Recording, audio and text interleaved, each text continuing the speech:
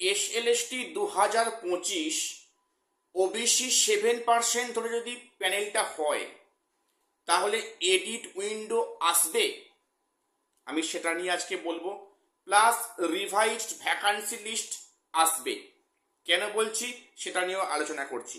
এবং এরই মাঝে ওয়েটিংদের সম্ভাবনাটা অনেকটাই বাড়ছে, অর্থাৎ ওয়েটিং থেকে এখন যা বর্তমান পরিসংখ্যান বলছে ওয়েটিং থেকে অনেক সংখ্যক চাকরি এবারে হবে এবং তার সম্ভাবনা কিন্তু অনেক গুণ বাড়ছে, বেড়ে যাচ্ছে। এবং যেটা রিকাউন্সেলিং বা পুনরায় কি ইন্টারভিউ হবে যে খবরটা শোনা যাচ্ছে, আমি আজকে সে নিয়ে ডিসকাস করছি। কাজেই ভিডিওটা স্কিপ করো না, খুবই ইনফরমেটিভ।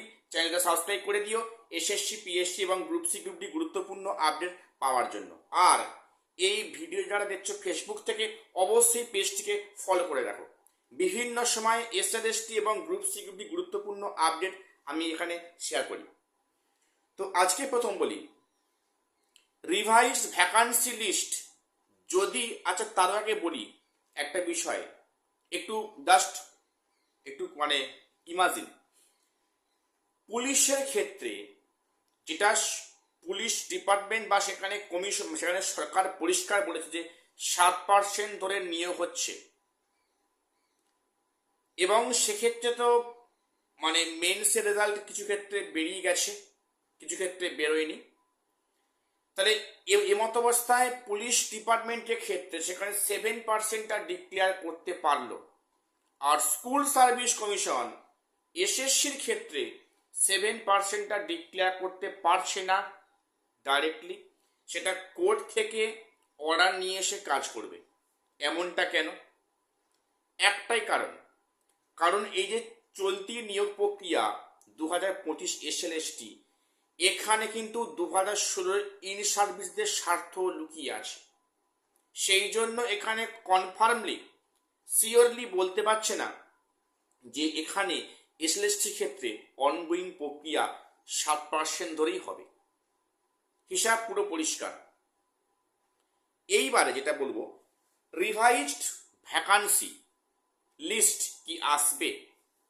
দেখো যদি 7% ধরে নিয়োগ হয়, আমি জানি না সেটা কোর্ট থেকে কি অর্ডার আসবে, যেহেতু এখানে আবার ইন সার্ভিসটা আছেন, তাই যদি 7% হয় তাহলে অনেককে বাদ পড়ে যাবেন।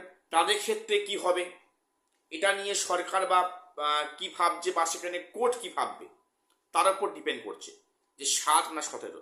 যদি 7% ধরে হয় তাহলে কি রিভাইজড ভ্যাকান্সি লিস্ট আসবে? অবশ্যই আসবে। দেখো আমরা জানি যে এই যে প্যানেলটা হয়েছে 2025 SLST, সেখানে কিন্তু জেনারেল ক্যাটাগরি 55% রিজার্ভেশন দেওয়া হয়েছে।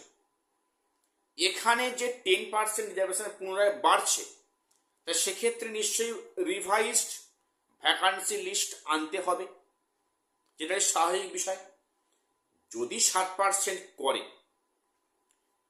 তাহলে সেক্ষেত্রে কিন্তু রিভাইজড ভ্যাকান্সি লিস্ট পাবলিশ হবে, কারণ সেখানে এবারের যে লিস্টটা হয়েছে সেখানে কিন্তু জেনারেলদের 55% রিজার্ভেশন দেওয়া হয়েছে। কাজেই সেখানে 10% বাড়লে কিন্তু এই লিস্টটা সম্পূর্ণ চেঞ্জ হবে, অর্থাৎ এখানে রিভাইজড ভ্যাকান্সি লিস্ট অবশ্যই প্রকাশিত হবে, এটুকু পরিষ্কার। এবারে ওয়েটিংদের সম্ভাবনা কেন বাড়ছে? যারা ওয়েটিংয়ে প্রার্থী আছো তার সম্ভাবনাটা অনেকাংশে বাড়ছে, আগের থেকে বাড়ছে।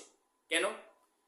এখানে যে সমস্ত ক্যান্ডিডেটরা ওল্ড ওবিসিরা বাদ চলে যাচ্ছে, সেখানে যে জেনারেলটা ইন হচ্ছে সেখানে সেই নির্দিষ্ট মার্কসে কিন্তু আগে নেওয়া হবে ওয়েটিং থেকে।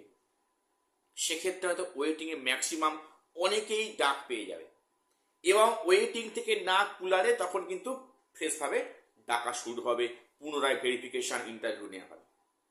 কাজেই এখানে ওয়েটিং কিন্তু সম্ভাবনাটা অনেকাংশে বাড়ছে, আগের থেকে কিন্তু সম্ভাবনাটা অনেকটাই বাড়ছে। এই মুহূর্তে জানেন যে ওয়েটিংয়ের সম্ভাবনা অনেক বেশি বাড়ে, কারণ দেখলাম কি যে সেখানে কিন্তু কাউন্সেলিংয়ে সেখানে মাল্টিপল ক্যাটাগরি হয়েছে, অনেক ভ্যাকান্সি ফাঁকা হয়েছে, অনেকে অ্যাবসেন্ট আছে এবং অনেকে জয়েন করবে না স্কুল চুজ করার পরেও। এমন ঘটনা ঘটছে কারণ বর্তমান দিনে আমাদের ভারতবর্ষের বুকে এই ওয়েস্ট বেঙ্গল SLST বা SSC একটা এমন জায়গায় নিজেকে নিয়ে গেছে যে চাকরির নাম শুনলে অনেক কিন্তু 10 পা পিছিয়ে আসে, যে আজ যে সব ও চাকরি আপনি যাব না, পরিষ্কার হিসাব। কারণ বিষয়টা এমন হয়ে গেছে। এইবারে বলি তাহলে ওয়েটিং কিন্তু সম্ভাবনাটা অনেকটা বাড়ছে, অনেকটা বেড়ে যাচ্ছে। এবারে রিকাউন্সেলিং কি হবে? অনেকে প্রশ্ন আছে যে যাদের কাউন্সেলিং হয়ে গেছে, PVR মেডিকেল প্রায় শেষ, এবার স্কুলে জয়েন করার অপেক্ষা। এইবারে এইবারে মনে করো যে যাদের অলরেডি কাউন্সেলিং হয়ে গেছে তারা তো ভালো স্কুল বেছে নিয়েছে, এবং এবারে নতুন করে যারা প্যানেলে ইন হবে তাদের সেখানে যদি মার্কস বেশি থাকে ইন্টারভিউতে, তারা তো বলবে যে আমরা ইচ্ছা মতো স্কুল নেব, আমাদের স্কোরটা বেশি আছে।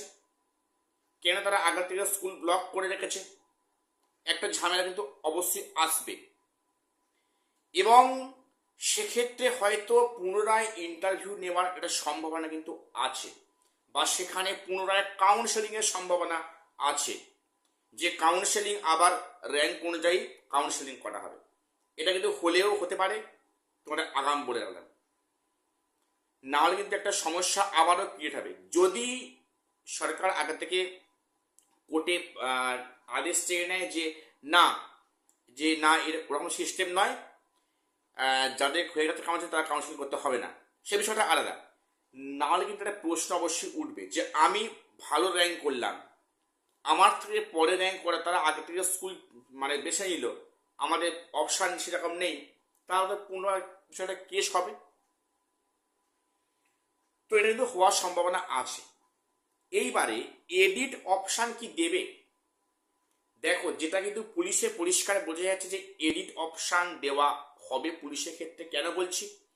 সেখানে পরিষ্কার বলা হয়েছে যে যারা ওবিসি বাদ পড়ে যাচ্ছে, সেই বাদ পড়া ওবিসি থেকে যাদের EWA সার্টিফিকেট আছে তারা কিন্তু পুনরায় এডিট করতে পারবে, আর যাদের নেই তারা কিন্তু জেনারেল ক্যাটাগরিতে ট্রিট হবে, এমনটা বলা হয়েছে। কাজেই এখানে একটা বিষয় কিন্তু পরিষ্কার, সেম জিনিস হতে চলেছে এই WB SLST-তে। সেখানেও যারা বাদ পড়ে যাচ্ছে ওবিসি ক্ষেত্রে, তারা সেক্ষেত্রে যদি EWA সুবিধা পায়, তবে পাওয়ার চান্স নেই, খুবই কম। যারা পাবে তারা কিন্তু পুনরায় এডিট উইন্ডো দেবে, তারা এডিট করতে পারবে, আর না পারলে তারা জেনারেলে ট্রিট হবে। এটা পরিষ্কার। কাজে এখানে এডিট উইন্ডো আসবে একদম জলের মতো পরিষ্কার, যদি সবকিছু 60%ই হয় অনগোয়িং ক্ষেত্রে, এবং সেটা যদি কোর্ট নির্দেশ দেয় 60% ধরেই হবে, তাহলে কিন্তু এডিট উইন্ডো অবশ্যই আসবে, আসার সম্ভাবনা খুব বেশি। তো এখন বিষয়টা পুলিশের ক্ষেত্রে আর এই যে সেকেন্ড SLST বিষয়টা কিন্তু এক নয়। কারণ এখানে এই যে পরীক্ষাটা মেনলি হয়েছে কিন্তু 2016 ইনসার্ভিসের চাকরি ফিরিয়ে দেওয়ার উদ্দেশ্যে। যে পরীক্ষাটা হয়েছে কোর্টের নির্দেশে, সেখানে কি করবে 7 না 17 সেটা নিয়ে সরকার ঠিক করতে পারছেন। তাই কিন্তু সরকার শেষ অবধি কোথায় যাচ্ছে, সুপ্রিম কোর্টের দ্বারস্থ হচ্ছে এটাকে পুনরায় একটা একটা অর্ডার নিয়ে এসে এটাকে চালু করতে, একদম পরিষ্কার। কাজেই আগামী দিনে সেকেন্ড SLST ওবিসি 7 না 17 এই বিষয়ে কিন্তু এখনো দ্বন্দ্ব রয়ে গেছে। তো এটুকুই আজকে আপডেট দেওয়ার ছিল। চ্যানেল সাবস্ক্রাইব করে দিও। দেখা হচ্ছে পরের ভিডিওতে।